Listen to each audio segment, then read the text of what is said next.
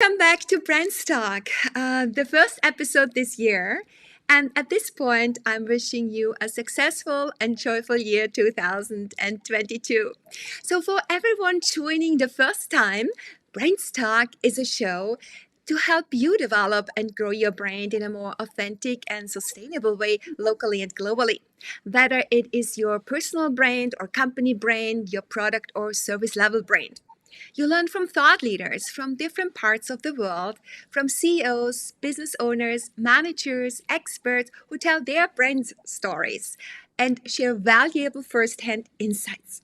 My name is Brigitte Bojkowszky. I'm the founder and owner of BridgetBrands. It's a branding strategy boutique offering online courses, workshops, and one-on-one sparrings. I help my clients and students craft meaningful strategies that effectively elevate their brands to unleash their full potential and shine. My motto: together we go deep and bring the brilliance out of you. So let's get started and dive with me into the world of brands. I'm excited to have Cindy Wahler as my valued guest today. Cindy is a leadership consultant with broad based experience in positioning organizations for success within both the private and public sectors. She works with senior executives at the CEO, EVP, and SVP levels, developing leaders who can execute organizational strategies and drive business results. She offers a wide range of corporate leadership programs, including leadership assessment, executive coaching, succession planning, and talent management. Cindy is also an advisor of a number of boards on CEO succession. Cindy is a regular contributor to Forbes, Huffington Post, CNN, the Chief Executive Officer, and an author of her recent book on leadership entitled 20 Effective Habits for Mastery at Work. She writes and speaks on a variety of leadership topics that include empowering women, attracting top talent, leading remote teams, imposter syndrome, and executive presence. Cindy earned a doctorate in clinical psychology from the University of Ottawa, and she is a certified organizational psychologist with a major in leadership development. I warmly welcome Cindy Wahler. Welcome to Brand's Talk. Thank you so much. It's an honor, a privilege, and I'm excited to partner with you today. Thank you, Bridget. So I'm so happy to have you as my guest on my show today, Cindy. I'm so excited to learn and discuss about our topic today, the concept of self-advocacy, the ability to speak up for ourselves and the things that are important to us. So before we do that, Cindy, I would like you to tell us a little bit about your background and about your journey that brought you right there where you are now.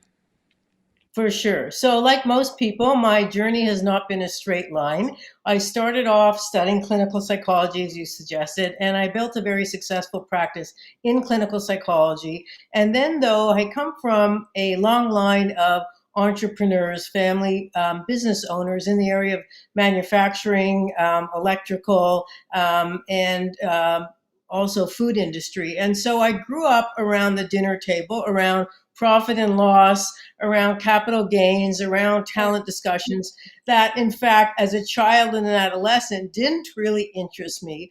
But I did, of course, absorb some things. And I would say that my very first job was in leadership development, and I was an employee in a financial services sector. And I would say that I failed as an employee. And the reason I was a failure as an employee was because I think that for me, coming from self-employed entrepreneurs, it was challenging to fit within a process-driven environment. And I didn't have the maturity. And so when I got impatient and wanted things to go faster and wanted others to adopt change, I got frustrated rather than thinking about how could I partner, how could I actually, as you say, advocate for my point of view. So I quit and I decided to go out on my own. And so I was only an employee in my entire career, 25 years plus, for 3 years. And when I went out on my own, or wanted to go out on my own, it was interesting the feedback that I received. And so there are many that said, that's not possible, or you're too young, or it's too hard, or you're going to fail. And so there were others that, of course, were supportive, but it was probably a constant theme every time I've pivoted and changed and done different things in my career or my personal life, where there are two camps, one that says, go for it. We believe in you. You're going to be successful. And then the other that's, I think sometimes people project their own fears around this is too risky. Exactly, they do so. So, nevertheless, it is a bold step to start your own business and to go into solopreneurship. So, with doing that, what was your vision with that business and your big why? What makes you inspire others? Well, because my degree originally was in clinical psychology, as you suggest, I really like to understand what motivates people, what drives people. And I always thought the question around are leaders born or made is a dated question. Sure, there are natural attributes that we come to the table with, but I think a lot of it, because the world is so complex and ever changing, that we do have to learn skills and then undo skills and add additional skills. So my vision was, how do I bring out the best in people within the business environments that they're in? And my vision was that I was going to be able to look at two segments: those who are high potential leaders who are eager to learn and aspire to make a difference, and then seasoned leaders who in fact have been successful but need to learn how to adjust to a different mandate, different scope, different set of stakeholders, and how do you sell your vision or your platform to a complex set of stakeholders. So that was my vision. And in terms of being able to add value, I thought that I didn't question that as much, from the point of view is that I thought I will learn with my clients. My clients will teach me how to be better, which is what they've done my entire career. Yeah. And I like to surround myself with experts, because that's how I learn and that's how I can continue to be inspired. So, for example, there was one client that I have, and I'll never forget this. He was a consultant with one of our major financial services accounting firms, and he was a year before retirement. And he was very, very senior partner. And he said to me, Cindy, I'd like if you would coach me. And I said, you want me to coach you? I said, I think it should be the other way around. And I said, also, I'm intrigued by 1 year, you have 1 year left to go. Why would you actually request a coach at this point in your career? And he said to me something fascinating, Bridget. He said, because I want to figure out how I can impart my knowledge and my intel and my expertise on people around me, and I need your help. It's not a role that I actually played formally. Of course, I've done it. And so this gentleman sticks in my mind because he's so inspiring and basically said, there's always something to learn, and I need to know how to best impact and influence people with the talents that I have. Wow, that's such a beautiful story. So let's stick with your clients. I'm sure you have different kinds of clients. So, what are their major pain points, and what desires are you exactly satisfying other than that of the story you have just told us? Yeah, Sure. what is the transition that you help with? Sure. So back to the topic for today, it is around self-advocacy. So there are a lot of people, as you know, who are extraordinarily bright, highly talented, and very adept at their technical skills. So they're hired as a graphic designer, or they're hired as a web developer, or software design, or a chemist, whatever their discipline is. But in terms of being able to promote themselves around why it is they add value, it's hard for a lot of people. We might have grown up in an environment where being humble and being self-effacing is a value set. But in the business world and in much of society, we're rewarded for being noisy. We're rewarded for being loud. And so my goal and my vision, my motivation is to help elevate people so that they can maintain their level of humbleness, seen as being ego balanced, but at the same time being experts at the table. So lots of times, Bridget, clients will call me and say, there are people at the table that are smarter than me, they're brighter than me, they're more talented than me. And so there's a self diminishing aspect to their leadership, where they make themselves invisible. And so it's my job to help really magnify their talents and allow them to feel that they do have something to offer. Okay, that's beautiful. I think a lot of people are in this situation. So if we let's say go a little bit deeper into the concept of self-advocacy, could you explain that, what it exactly is and means, and also why this is so important to understand? For sure. So I think for most of us, we are, to our defense, when we start our careers, you are an individual contributor and you are given a mandate that's generally quite narrow. And here are your tasks, here are your objectives, here are your timelines. And if you come in on time and if you come in on budget and you deliver, then you're rewarded, right? And then you are given a great performance appraisal, review, maybe a bonus, and eventually you elevate and go to the next level. But what we don't understand, and what probably is not explained to many of us, is that our relationships are crucial. So we have two sets of currency, your technical currency and your relationship currency. And in order to have relationship currency, then you need to be able to advocate around how I can make a difference to that person. And so that self advocacy means that you don't have to have all the answers, that you have to know enough, that you're prepared to fail, make a mistake, learn from that, but in fact have a point of view. And so I'll give you an example. One of my clients last year wanted to be promoted, and her executive thought she was ready to be promoted.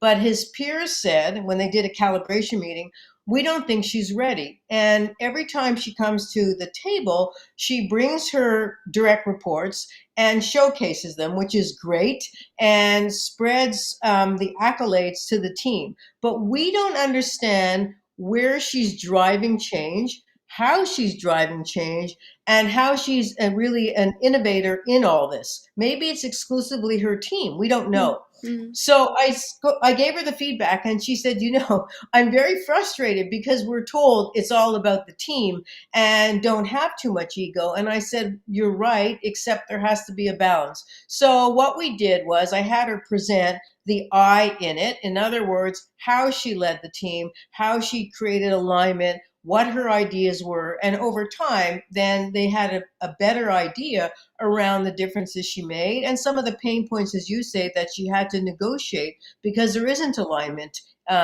when you're dealing with complex projects. There's different egos, there's different areas of power, dominance, different ways of looking at things. But the ability to bring things together means that you do have to advocate for your point of view and other point of view. So that's part of what I think self-advocacy is about. Okay, so And the other part has to yeah, do with, go ahead.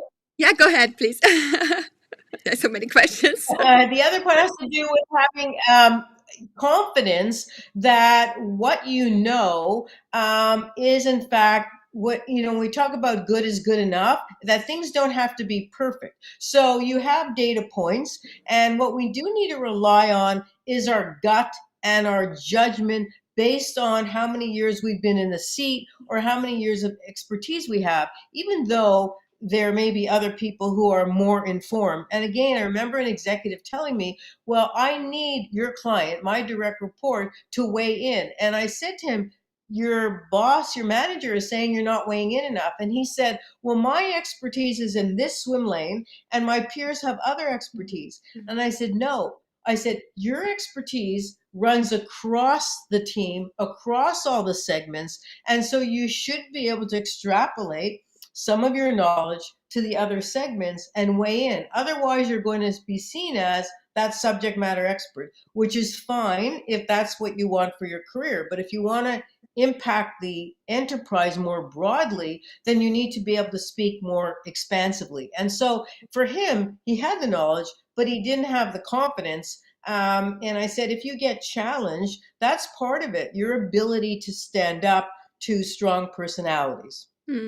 So, what activities or actions in developing self-advocacy skills, do you advise those that are mid-career and become their own boss, start their own business? Do you have some pieces of advice here? And one more For question. sure. One more question. Yes, of course. a topic that is mostly or mostly affects women? Is there kind of a gender issue as well? Sure. Okay, so let's go to the first part and I'll interweave it with your second question, which are very important questions that you're asking me, Bridget. So I like to look at the population, even though we can't really put people in groups because we have a bell curve. Not everyone fits in a group, but broadly speaking, I think there are two groups of people. There are those who play not to lose. And what I mean by that is if you play not to lose, then you are usually very planful, organized, methodical, and very thorough. And so you mitigate risk, which creates a lot of comfort and a lot of predictability. So if you do that, then probably for your career or as a personality, you might be safe in life. But if you want to be a change agent, if you want to be creative, if you want to be innovative and make a difference, then you need to shift to the second group, which is to play to win. And when you play to win, that means you're prepared to take a loss, you're prepared to fail, and it is uncomfortable and it's soul crushing and it can, drop you to your knees in tears because you fail. But if you play to win, you also increase your chances of winning. And so part of it is back to your point around strategy and tips. It's around thinking about stepping back. What is it that you want from your career? What kind of impact that you want to make? And are you prepared to shift your mindset? That's part of it. I think the other part is when we talked about imposter syndrome briefly when you're introducing me, the challenge is that a lot of people compare themselves to others. And so one of the strategies I say is stop comparing yourself, that you're in the seat because you have value. Your organization didn't hire you because they felt bad for you or felt sorry for you. They believe that you add value. So when we compare ourselves, it's a losing proposition. We will always fail. There's always brighter, more attractive, smarter, more talented people out there rather than saying, I am good enough. And I'll give you a personal example. When I started out in my career, one of the things that I did was I partnered with a major management consulting firm, globally well known. And my role was to be a team facilitator with seasoned executives. I didn't have the opportunity to stand in front of the room to present some of the content. So I went up to the lead and I said, may I? I would love to do this. And I was pretty nervous. I had never done it before. And he said, I'm sorry, Cindy, you can't. And I said, why? And he said, well, you're on the smaller size and you will not be able to impact. So I didn't win the genetic lottery. I'm 5'1", and it was crushing because it's not something that I can change or control. And I thought, well, that's it then. My career is not over, but limited. I will never be able to speak to you, to present, to do the things that I love to do. But I thought about it and I thought, how could I allow one person really have that kind of input and change or control my world? And so when I reviewed it in my mind, I thought, I'm not going to give him the power. And that's why when we talk about advocacy, it's do not lose your agency, because when you keep your agency, then you're in control. And so one of the things that I teach also when you talk about strategies is that you could expect at the table that people will challenge you because they like to spar, or they are motivated to create tension, or they're arrogant, or they think they're right. So you need to go in expecting that. And then you need to figure out how to regroup. And one of the things is that sometimes we keep repeating the same argument or the same solution. And what you need to do is find a different way to present the similar information so that you can influence the person. The other strategy I think about is that it's important to socialize your ideas in advance. So before you get to the major meeting or the presentation, think about who probably are going to be your naysayers. Who do you need to meet with to get them on board? Who are going to be your advocates? Pick one strong person and ask them in advance, I need you, if you're comfortable, to weigh in at the meeting, because I don't believe everybody's aligned, and I believe that I'm going to have challenges and difficulties. So could you help me out? And then the next strategy is to take that person and say, okay, you know, Bob or Susan is being very challenging with me. I want you, John, to go to Bob or Susan because they respect you, they listen to you, and maybe you can help me by speaking to them. So it's really leveraging your stakeholders and your partners to your cause, because none of us are successful by ourselves. I don't know anyone who's been a success as a singular person. And so part of that advocacy is being able to partner effectively and pull on the power and influence of others. Oh, that's beautiful. Thank you so much for giving us the example of your own experience. And I think especially for those, it is important that suffer from this imposter syndrome, because it's so much harder, overcoming this barrier to speak up for yourself when you are coming from such a low self-worth. Yeah. Yes, Yeah, absolutely. yeah. So, Cindy, as a psychologist and leadership consultant, you are not only a regular contributor to Forbes, Huffington Post, CNN, and chief executive officer. You have written more than 100 publications. You've been featured on podcasts, on live streams, and you are also a renowned author of the book 20 Effective Habits for Mastery at Work. Yeah. It's a book for leaders in the early stages of building their career or are keen to develop more advanced skills that takes them to the next level. I love this book because it's a bite-sized. Each of the bite-sized book, I would say, each of the 20 habits are short chapters, and what I love, there are action steps included. So it's really easy to read and reflect and learn and grow from. Would you like to, for the audience, they might not know the book yet, would you like to go a little bit deeper into what exactly they can expect and learn from? Sure. So you just gave a great summary. So the objective in writing the book is that I wanted to share some of the insights from my own clients. In a way, it was a thank you to my clients who've helped shape and build my career, because without them, we wouldn't be sitting here. And it's their insights around what's effective. And that's part of it. The other part, to your point, is that I wanted to make sure that it was practical. And so if you're reading a chapter on self-promotion, what do we mean by self-promotion, and how do you actually promote yourself? What do you need to do? Or if it means, how do you accept feedback so that you're be able to be open to being a more effective leader? So those are the points. And I probably could have written a book on hundreds of leadership traits, but I tried to pick out the core ones. And I think that my objective was to help leaders both at the beginning of their career and along the spectrum wherever they are in their career, and that it's something that you come back to depending on where your challenges are in the particular role that you might be in. There's one specific quote, habit number 16, persisting. And I quote you, Cindy: failing up and making mistakes is an essential part of developing. I love that. Could you please elaborate on that a little bit? Because I think it's very, very helpful.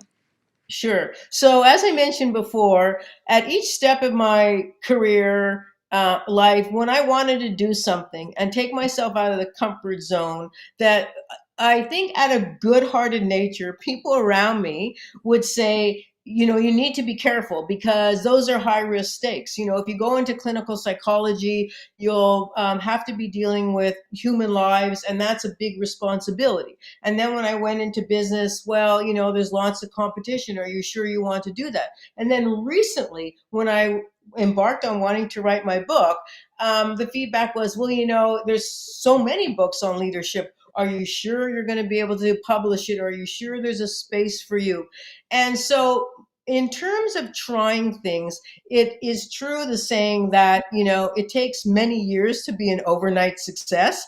And so the idea is that if you put yourself out there and you fail, you learn a bunch of things. One, you learn that the walls don't come crashing down on you. even though it's hard, you can get up. And then you need to be self-reflective. Okay, what do I learn by that? How do I be better? And so in writing my book, of course, it had many revisions and iterations and feedback from many people in my world to help cultivate the best book and the best target audience. And so I think failing up means that with each failure, you get better, you perfect your craft, you become more of an expert. If you don't fail, going back to my earlier point, then you stay safe. And I think that you don't have a level of curiosity that allows you to explore and then allows you to change. And that failure helps then shape you. I think it allows you to be tougher, and you can still be vulnerable, but tough to say, okay. And I always say to myself, what is the worst that could happen? So when I went out on my own and hung out my shingle, I thought, well, even though I failed as an employee, if I fail as a self-employed person, then I'll go back and learn how to be a better employee. That's the absolute worst that could happen. I'm not going to land up on the street. So I try to do the math that way and think about that. And that's why I think failing up actually is a way for you to be more achievement oriented and more successful. Exactly. Yeah, that's the same. That's how I feel too, because I always tell myself, as a former flight attendant, what is the worst thing that can happen? I will not crash and I will not die. So I will stay alive. The only thing that can happen, I learn. So it might be a detour, but failures help us really grow out of this comfort zone, or make this comfort zone bigger and then go from there and make the next step. So, That's right. yeah. That's right. Absolutely. I think you always have to be asking why, and you always have to be pushing forward. And it's also important not to accept the status quo. So even if something's working, the other thing when you ask me about self advocacy, a lot of clients have pressure around, well, I'm told I need to be a change agent, and it seems overwhelming. It seems, how am I going to change the world? And I say to them, actually, I said, there are those that change the world, but there are many things that you can do to help the world or your team better. Maybe it's finding cost savings. Maybe it's improving efficiencies and how to do work better, or how to help, write a piece of software that's going to generate more revenue, something like that. And when we make it smaller, then it's not as overwhelming around how do I make that difference. Okay, great. Yeah. So, if you had to narrow it down and select one or two key leadership attributes, what would you recommend aspiring leaders to focus on? So I think I learned this by failure. And so I now, in hindsight, I want to offer my counsel and my leadership coaching. And that has to do with what we're talking about, which is self promotion. And so there is a way to do it. I call it humble confidence. There's a way to promote yourself around having your ideas, around having a voice at the table. And I'll say to people, they'll sometimes say to me, my clients, well, somebody talked over me, or we're now on the next agenda item and I didn't get to speak. And I say to them, bring it back, interrupt them back. It's okay to interrupt in a business setting. Everybody's cutting each other off all the time. It is common practice, and say that you didn't have a chance to finish your point. So part of what I think is very important is self-promotion, and the other part is what we're talking about is taking risks, because when you take risks, as you say, then you learn, and then you surround yourself with an entrepreneurial mindset. You don't need to be self-employed to have an entrepreneurial mindset. An entrepreneurial mindset means that you're taking risks, that you don't want to just accept the status quo, and that you're creating discomfort. And it's human nature not to tolerate or not to want discomfort. But from discomfort comes what you had referred to as growth and learning. And so those are some of the two sort of very important leadership attributes that I think are important if you want to be successful with your career. Oh, yes. I remind myself all the time when I'm in a discomfort. I know, Bridget, it's a good thing because you learn. You are in a growth state. So that gives Exactly. comfort then again. Exactly. And I'll say to myself all the time, why am I doing this? Why did I do this to myself? Why am I presenting? Why did I, agree to go on a stage with hundreds of Yeah. people? It's creating anxiety for me. And I think, oh my God, I can't do this. And will I let the audience down? I go through every of those thoughts and all those self-doubts each and every time. It doesn't go away. And as a psychologist, that some level of anxiety is important to keep us alert. And the other is that, the audience wants you to win. People are in your court. And that's what I think about that, in attending today and being with you, that your attendees and listeners are interested in getting knowledge. And so that helps me also have courage to be on your show and to contribute to your very worthwhile and important platform that you have. Oh, thank you so much. So I think that is also interesting for our audience.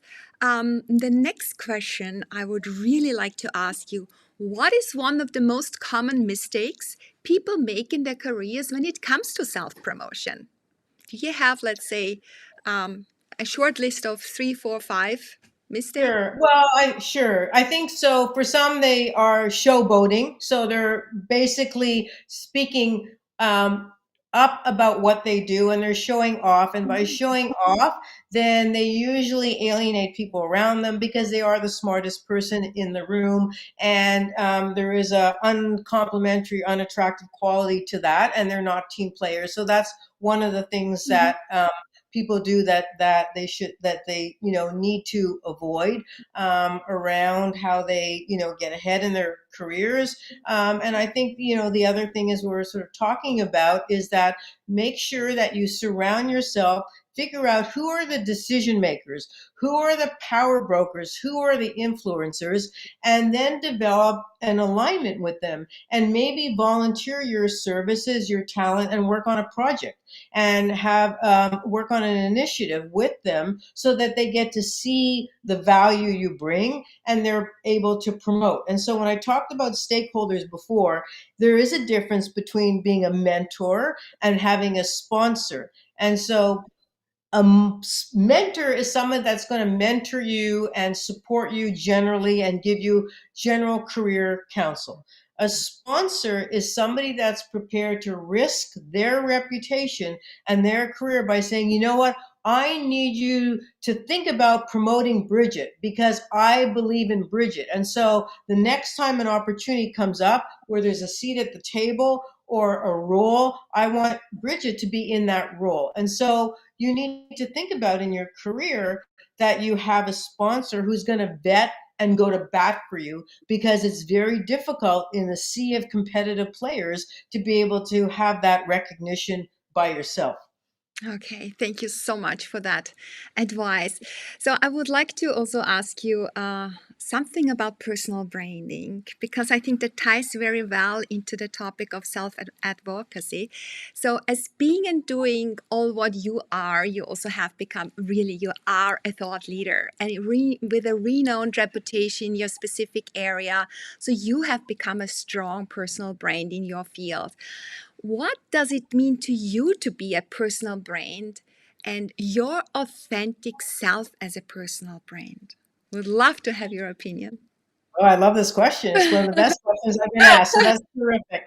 I think for me, it means being able to be direct and transparent. And my clients will say to me that the value I bring is like holding up a mirror. And so they'll say to me, it's ouch, that it's not easy because I hold up a mirror, I create a reflection of themselves, and that is sometimes painful to see because Mhm. I think most of us show up with good intent, right intent, right? How do I be a good person, coworker, partner, employee, direct report, boss each day? We show up with that intent, but we may not be doing that and we don't realize it. So when I hold up the mirror, the value that I bring is that I will be direct and I will tell you. So another example is one of my clients said to me, Cindy, he shoots, he scores.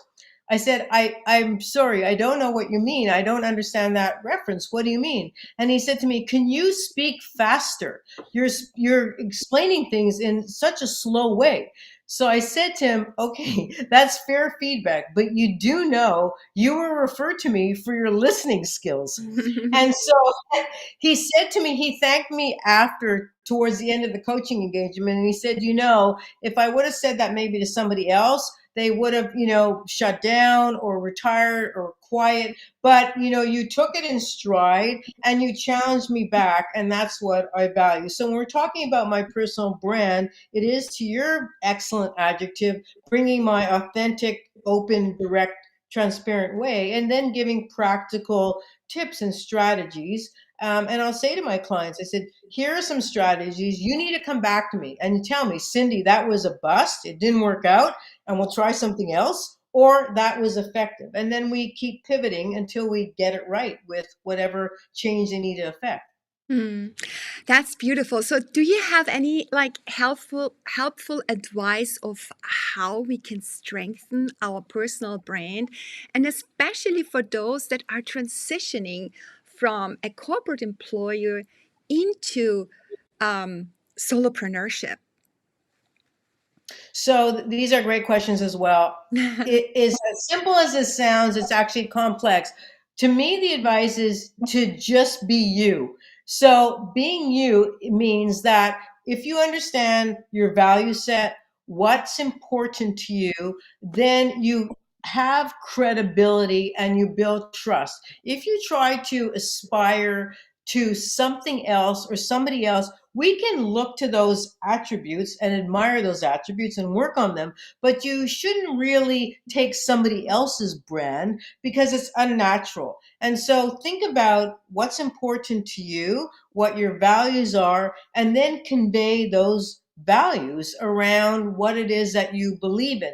And when you do that, I think then you can more easily build trust, you're credible, and you're not seen as mirroring someone else or speaking from some academic book or some research paper. And I do remember, one of my supervisors was very, very extremely smart, very intellectual, very cerebral, very empirical and research oriented, but I had a hard time connecting to him. He was very precise and very accurate because his personality and his real self never came out. It was shrouded in this sense of accuracy and an empirical kind of framework. And so it, for some, it may work, but for me, it created a distancing effect.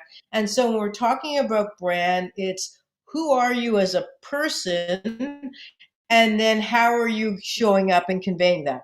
One of the things that I think is critical is that I'll say to people, okay, once you've figured out what your brand is, then do a little 360.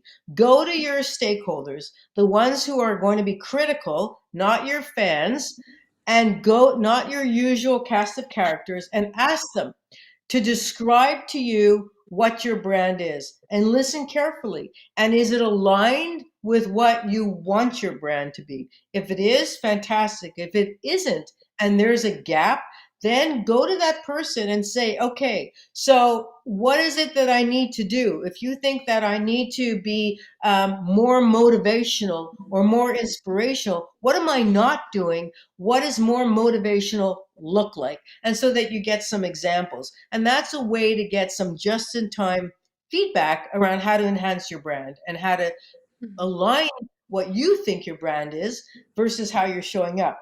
Yeah, the self concept is very often different, yeah, from how people perceive you. And it's so important to get this external feedback, not necessarily from your best friends, but from everyone else in your surrounding. Yeah, um, business partners, friends, everyone that you are somehow directly connected with. So that's really important.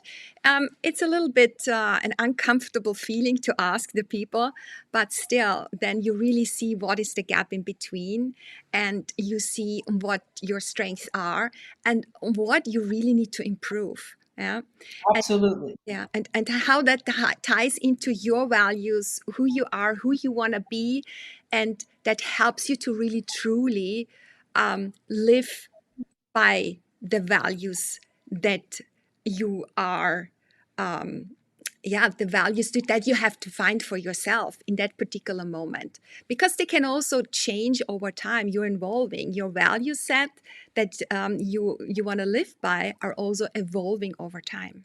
Yeah. Absolutely. You're right. And seems like the opposite to me would be highly stressful to not live your values or to live something that isn't you. It seems unnatural to me and very stressful. And so why not figure out who you are and what you're about and then be that? And then you surround yourself with people who are aligned with that. And those that are not, that's okay. There's enough other people to go around. That's okay, absolutely. To also let go of things that do not serve you. Yeah. Exactly. And And that, as you say, Bridget, maybe over time, over life, we do let go of things that yeah, don't serve us and yeah. people. And so it changes over time, which is And natural. make free for that what serves you, and surround yourself with people that really are on the same page. Yeah. Absolutely. All right, so we are at the end of our show, Cindy, and I would like to do a quick word wrap with you, like I do with everyone Okay. else. So, Now this is adding tension for me. All right. I'm in the hot seat. so I will start with, of course, self-advocacy. So confidence, self-assuredness, direct, transparent, openness, Okay, mindset. positive, open, fluid, pivoting, Okay, women. collaboration, partnering, equity, diversity, Leadership. strength, influence, impact, making a difference. Wow. And last but not least, brands. Excellent. Brands. Okay. So right in front of us, I would say right now that's current and topical. I would say Pfizer, AstraZeneca, and Netflix and Spotify. So those would be some Microsoft, Apple. Those would be some of the brands that come to mind. So to me, brands that have been able to pivot and be agile. And here's one maybe parting thought. You know, when we ask what the goal of businesses are, most often business leaders, owners, shareholders would say to make the most money as possible. I think the answer should really be is to be able to stay in business forever. That's a beautiful answer. So Absolutely. if you stay in business forever, that means you're able to change, understand your consumer, listen to your consumer, and basically be adapt to the changing landscape and to technology and demands that are required. Absolutely. Totally agree. Cindy, Okay. for listeners who would like to get in contact with you, where would they find you? So on my platform, my website, cindywahler.com, as well as on LinkedIn. And so if you Google me, you will easily have access to both those platforms. And I'm also on Instagram as Cindy Wahler too is my handle. Okay, great. I will put everything into the show notes. Thank you so much for being my guest today on BrandsTalk, Cindy. It was really a pleasure having you here and learning from how important it is to speak up for ourselves and for all the advice on how to improve it. Thank you so much, Cindy. Thank you, Bridget. I enjoyed it tremendously. It's been a privilege. Thank you. So, thanks to all for joining Brand's Talk today. Please leave your comments. I would love to hear from you. You can also listen to this show as a podcast on your go. Just follow Brand's Talk on your favorite platform. If you're interested in learning more about my services, head over to my website, BridgetBrands.com. Right now, the doors are open for enrollment to my signature online branding course, Own Your Brilliance, Make Your Brand Shine. This course is for you if you want to unlock your full potential and build your authentic personal brand and company brand with confidence and clarity of a proven roadmap. I put it in the comments as well. I hope you will join me again when we dive into the world of brands, live or by having me in your earbuds, walking the talk. Bye for now. Let's shine. You deserve it.